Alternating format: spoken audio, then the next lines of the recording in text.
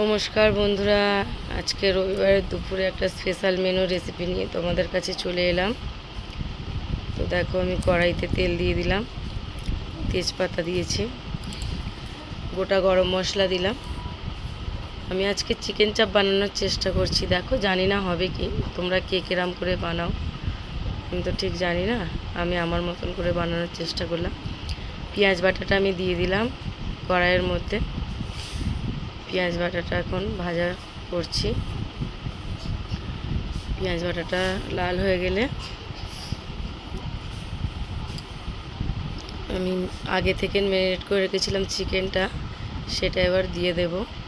ওটা তোমাদের সাথে আর শেয়ার করা হলো না। চিকেনটা আমি কাজু মগজদানা বাটা, আদা রসুন, তারপরে বিরিয়ানির মশলা, মিঠা আতর, টক দই এসব দিয়ে ম্যারিনেট করে রেখেছিলাম। আর দেখো, চিকেনটা এখন ভাজা ভাজা হয়ে যাচ্ছে। তোমরা কে কী দাও বলবে, আমি ঠিক জানি না, ফার্স্ট টাইম বানাচ্ছি। চিকেন চাপ বানানোর রেসিপিটা ভালো লাগলে দেখো তো, আর যদি কিছু ভুল হয় সেটাও বলবে।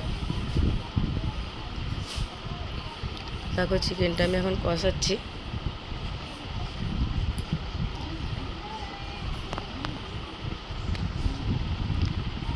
চিকেনটা কষানো আমি এইভাবেই করি, চিকেনও মোটামুটি এইভাবেই করি, কিন্তু আজকে একটু অন্য টাইপে করার চেষ্টা করলাম। জানি না কিরম খেতে হবে, খাওয়ার পর রেজাল্টটা তোমাদের জানাবো। তো দেখো, চিকেনটা আমার মোটামুটি কষানো হয়ে এসেছে।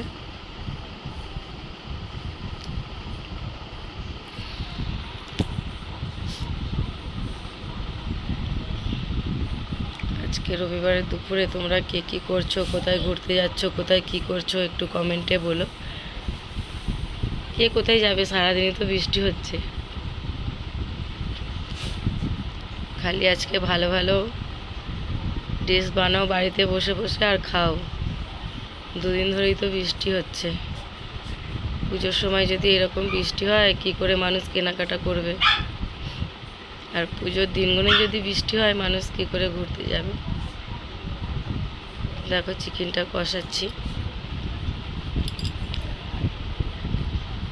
গলাটা আজকে আমার ভীষণ ধরে আছে, কারণ ঠান্ডা লেগেছে।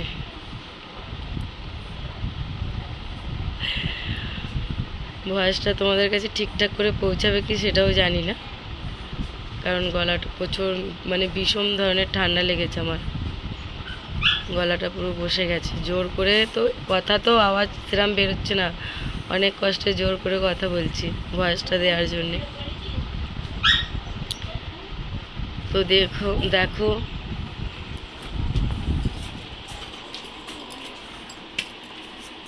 দেখো, চিকেনটা মোটামুটি প্রায় আমার কষানো হয়ে এসেছে।